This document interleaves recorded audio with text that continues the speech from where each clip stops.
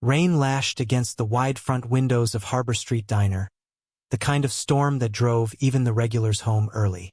The fluorescent sign flickered in the wet glass, its red glow broken by rivulets of water.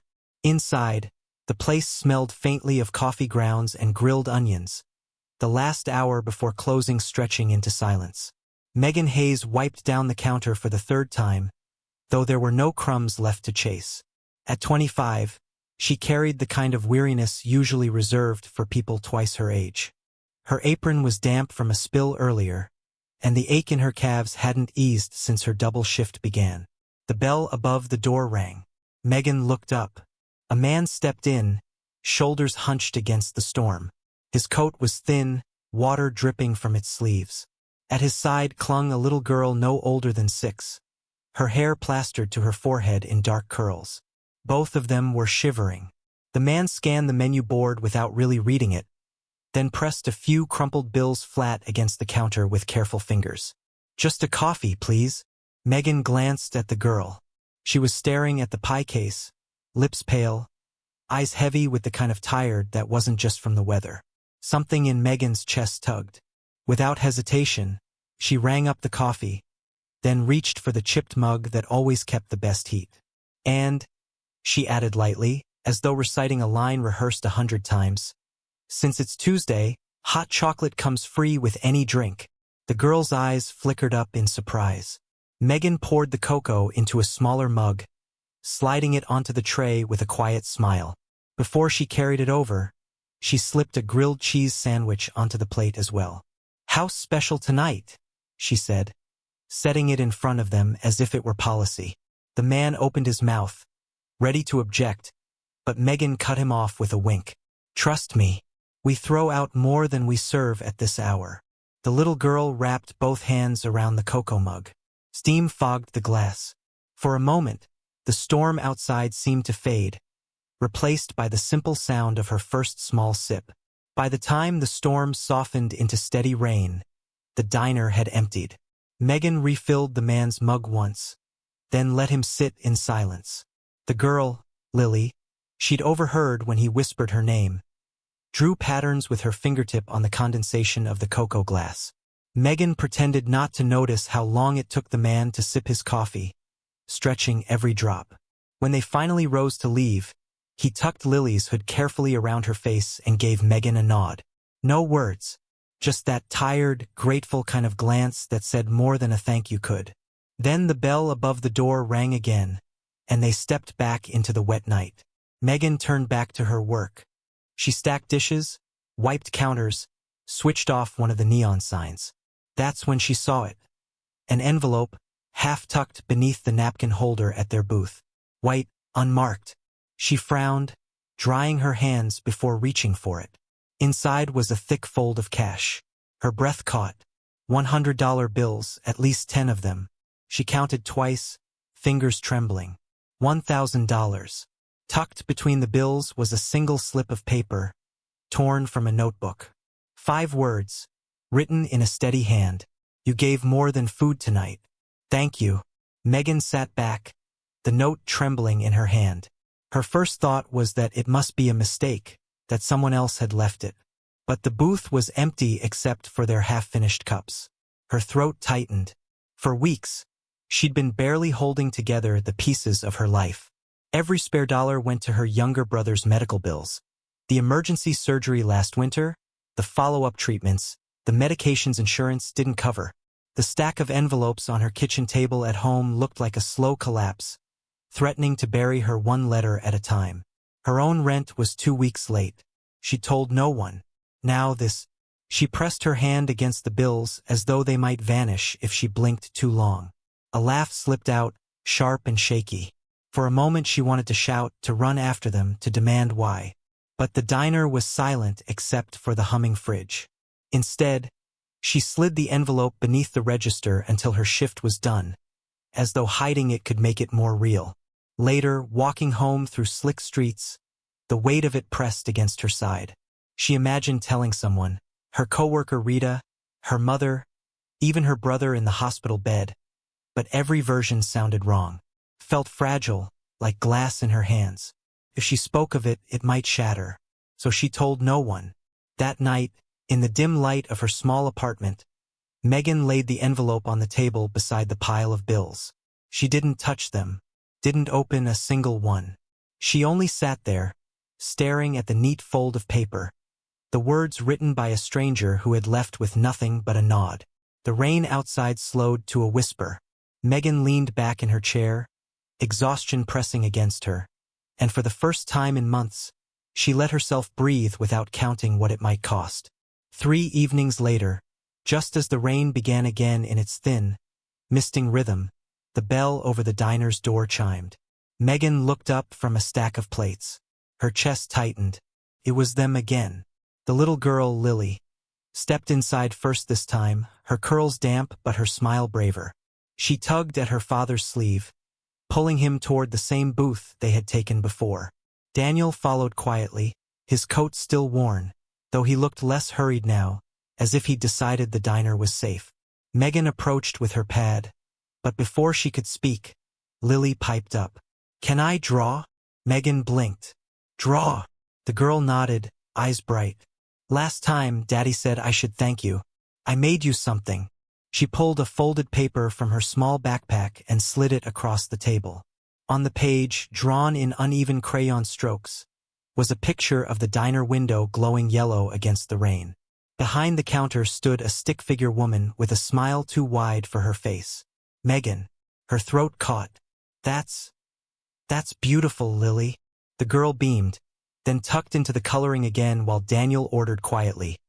"Coffee, a grilled cheese. Nothing more." Megan noticed, as she set down the mugs, that his hands didn't bear the roughness of a man who worked with tools. They were soft, the nails neat. He held the cup with careful precision, like someone used to weighing words more than boxes. His voice, when he thanked her, carried that same precision, educated, deliberate. Something about him didn't fit the picture of a desperate father scraping by. But Megan pushed the thought aside. She had enough mysteries in her own life. Over the following week, they returned twice more. Lily always brought a drawing. A butterfly, a cat, once a steaming mug labeled Cocoa. Each time, Megan taped the pictures to the wall near the register, pretending it was part of the diner's kids' corner. Between orders and refills, she caught Daniel watching her. Not in the way men sometimes did, heavy and intrusive, but with a kind of quiet study, like he was trying to understand something he couldn't quite name. One evening, as she slid another plate onto their table, she spoke without thinking. "You're good with her." Daniel glanced at Lily, who was bent over her crayons. "She's all I have," he said simply. The words were soft, but they carried weight. Megan felt them settle in the air between them. She nodded, not pressing further. That night, when they left, Lily waved so hard her hood slipped down. Megan smiled, lifting her hand in return. She stood at the window longer than usual, watching them vanish into the drizzle, a father and daughter stepping into the gray. And though she told herself it was just another pair of customers, something in her chest whispered that this was the beginning of something else. Something she wasn't ready to name. It was a Friday night when the soda machine finally gave up. The thing had been rattling for months, clanking like it held a dozen loose screws, but tonight it hissed once and died, leaving behind only a puddle of syrup on the floor. "Perfect," Rita, the other waitress, muttered. "That'll take a week to fix, if the owner even bothers." Megan grabbed a mop, sighing. The machine was old, like most of the diner, and every repair came with the same conversation. "Too expensive, maybe next month." She was still cleaning when Daniel walked in with Lily. They took their usual booth, but before Megan could head over, Daniel paused at the counter, eyeing the machine. "Broken?" he asked. "Yeah," Megan said, wringing the mop. "Don't worry, we'll manage with bottled sodas for a while." Daniel nodded, pulled out his phone, and stepped aside. She thought nothing of it until 20 minutes later, when a white van pulled into the lot. 3 men in matching uniforms rolled in a tool cart, heading straight for the dead machine. Rita's jaw dropped. "What the? Did you call someone?" Megan shook her head, speechless. She watched as the men worked with brisk efficiency. Within 15 minutes, the soda machine roared back to life, humming better than it had in years. The repair crew packed up, nodded once at Daniel's booth, and left without a bill. Megan's eyes narrowed. She caught Daniel's glance across the diner. He only lifted his cup to her in a silent toast, as if nothing unusual had happened. That same night, after her shift, Megan walked home to a blinking light on her phone. The hospital had called. Her brother's account, tens of thousands in overdue surgery bills, had been marked paid in full, anonymous donor. She sat on her narrow bed, the glow of the screen painting her face pale. Paid, just like that. The crushing weight that had bent her every step, gone. Her first instinct was relief so sharp it felt like pain. Her second was suspicion. Only one person came to mind. The next evening, when Daniel and Lily appeared again, Megan studied him differently. She noticed the subtle cut of his jacket, not new, but fine quality. The measured way he spoke, like someone accustomed to boardrooms rather than repair shops. His phone wasn't a cracked budget model, but the newest release, its screen lighting his face in sharp blue. And yet, here he sat in a worn booth, sipping diner coffee, his daughter scribbling butterflies on printer paper. When Megan brought their check, she lingered. "You have good connections," she said carefully. Daniel's eyes flicked up, calm, unreadable. "Sometimes people owe me favors." He said it simply, then turned back to Lily's drawing. Megan nodded, though her pulse raced. Something was unfolding here, something far larger than a broken machine or an anonymous hospital payment. And though part of her wanted to demand the truth, another part of her stayed quiet. Because, for reasons she couldn't explain, she wasn't sure she wanted the answer. The diner was nearly empty that night, the kind of slow shift when Megan could hear the clock ticking above the pie case. Rain pressed steady against the windows, a soft percussion filling the silence. Daniel and Lily sat in their usual booth. Lily was asleep, her head resting on her father's arm, a half-finished drawing clutched in her small hand. Megan was wiping down the counter when she heard it. Daniel's voice, low but firm, drifting from the booth. He had a phone pressed to his ear. "Tell the board I'm not selling Brooks Coffee to corporate. Not at that price." Megan froze. Her rag slipped from her hand, falling to the floor with a dull slap. She stared across the diner, her breath caught. Brooks Coffee. Everyone knew the name. Their cafes dotted every city in the country. And Daniel's voice had carried the authority not of a customer, not of a manager, but of the man in charge. She stepped closer, heart pounding. Daniel ended the call and slid the phone into his pocket, his shoulders heavy with something that looked like weariness. When he looked up, Megan was already there. "You," she whispered, almost accusing. "You let me think you were struggling. You let me believe." Her voice shook. "But you're him. You're Daniel Brooks." Daniel's expression barely shifted, only a flicker of regret in his eyes. He didn't deny it. "I didn't lie," he said quietly. "I just didn't tell you everything." Megan's throat tightened. "You watched me scrape tips to pay my brother's bills while you—" She broke off, pressing her hand to her chest. "And then you what? You throw money at me from the shadows? Pay off debts? Fix machines like some puppet master?" Daniel's jaw clenched. "It wasn't control." "Then what was it?" Her voice cracked. "Because from where I'm standing, you let me think we were the same. That we were just surviving." He looked at Lily, still sleeping, then back at Megan. His eyes softened, but his words were steady. "I wanted someone to see me as a man, not as a headline, not as a fortune. Just me. For once." Megan's breath caught in her chest. She wanted to believe him, but the sting of betrayal was sharp. "You should have trusted me," she whispered. "Instead, you hid everything." Daniel didn't argue. He only nodded once, as though conceding a truth he'd carried too long. When Megan turned away, she felt his gaze follow her, heavy and unspoken. She pressed her hand against the counter, grounding herself against the ache that spread through her chest. The bell above the door jingled as another customer entered, shattering the fragile silence. But the storm between them had already broken. For the next few days, Megan moved through her shifts like someone underwater. The diner's familiar noises, the hiss of the fryer, the clink of forks against plates, reached her ears as if from far away. Daniel and Lily didn't return. She told herself it was better this way. He had his world, his millions, his carefully hidden empire. She had hers. Overdue rent notices stacked on the counter, long hours on her feet, the fragile relief of her brother's unexpected reprieve. Their paths had only crossed by accident. That was all. And yet, she caught herself glancing at the bell above the door each time it chimed, hoping and dreading in equal measure. One night, her mother called. Megan sat on the floor of her apartment, knees pulled to her chest, the phone warm against her ear. "You sound tired," her mother said softly. Megan tried to laugh. "That's not new." There was a pause. Then her mother's voice, lower now, threaded with memory. "Do you remember the man at the hospital years ago? When your father left, and I didn't know how we'd keep going?" Megan frowned. "I was only 13. "You remember, though," her mother pressed. "The stranger who paid for your surgery when we couldn't. He never gave his name, just left the money and disappeared.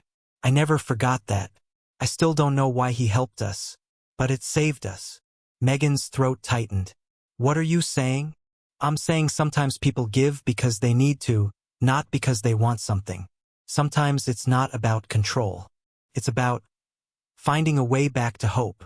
Megan pressed her forehead against her knees, silent. She thought of Daniel's face in the booth, the exhaustion behind his eyes, the way he had said, "I wanted someone to see me as a man." And yet, the wound of his secrecy stung too deeply. The following evening, after closing, she lingered at the counter long after Rita had gone. Rain streaked the glass outside, neon light bleeding through in red and blue. She pulled Lily's crayon drawings from the wall, careful not to tear the tape, and set them in a neat stack. For a moment, she traced her fingers over the uneven butterflies, the crooked mugs of cocoa.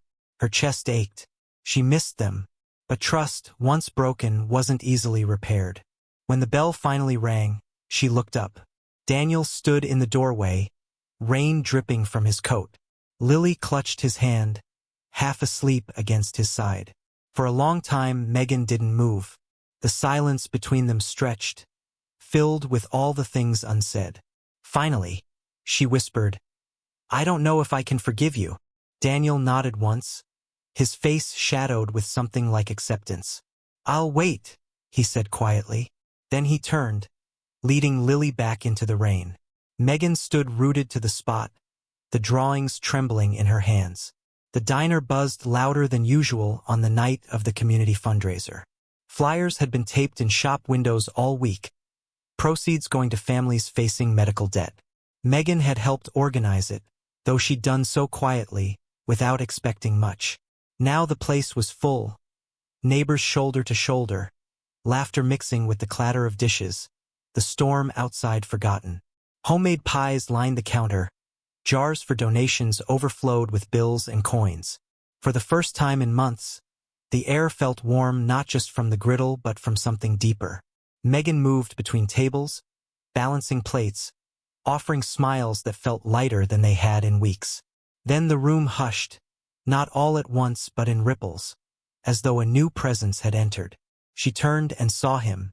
Daniel stood near the door, Lily clutching his hand. He looked different tonight. Not hidden, not shrinking into shadows, but steady. His eyes found Megan's across the crowd. A man at the microphone cleared his throat. "We'd like to invite someone to say a few words." To Megan's shock, Daniel stepped forward. He adjusted the mic, his voice even but carrying through the diner. "My name is Daniel Brooks. Most of you don't know me, or if you do, it's probably not for the right reasons. I've spent years building a company, hiding behind it, and forgetting what matters. But a few weeks ago, my daughter and I came into this diner with almost nothing but hope for a warm place to sit. That night, a woman gave us more than food. She gave us kindness freely without asking who we were. That act changed everything for us." The room was silent, the hum of the fridge the only sound. Megan's hands tightened around the tray she held. Daniel's voice softened. I wasn't honest with her. I let fear decide for me, and I hurt her because of it. So tonight, I want to say this publicly. I am sorry, and I am grateful, because kindness, when it's real, doesn't end at one table. It grows. He looked at Megan then, not away, not hiding. The apology hung in the air, raw and unpolished. Megan felt the burn of tears at the back of her eyes. For a long moment, she didn't move. Then Lily slipped free from her father's hand and trotted to the counter, tugging at Megan's apron. In her small palm was a drawing. 3 figures holding hands beneath a sky full of stars. Megan crouched, taking it gently. Her voice trembled as she whispered, "Thank you, Lily." When she stood again, Daniel was there, closer now. The crowd blurred into a haze. He didn't reach for her at first, only waited. And then, slowly, Megan extended her hand. His fingers closed around hers, warm and certain. The diner erupted in applause. But for Megan, the sound barely reached. What mattered was the quiet steadiness of that hand in hers, and the girl beaming between them. Weeks later, a small foundation was announced, one dedicated to helping families in crisis. It began in the back booth of a rain-streaked diner, with 3 people and a handful of crayon drawings pinned to the wall. And though Megan knew the road ahead would not be simple, she also knew this. What began with a sandwich and a cup of cocoa had become something greater. Not charity, not fortune, hope. Late one night, long after the fundraiser, the diner sat empty. Chairs were flipped onto tables, the neon sign buzzing faintly in the rain-streaked window. Megan lingered at the counter, the register drawer open, counting bills with careful hands. It was routine, but tonight felt different. The wall above the pie case was no longer bare. Lily's drawings filled it. Butterflies, mugs of cocoa, stars over a crooked diner roof. The paper edges curled from the steam, but Megan never thought to take them down. The bell over the door chimed softly. She didn't startle. She already knew who it was. Daniel stepped inside, carrying 2 cups from a nearby coffee shop. Lily trailed behind, her hair damp, pajamas peeking out from beneath her jacket. "Closing time," Megan teased, though her voice was gentle. Daniel set 1 cup in front of her. "Thought you might still be here."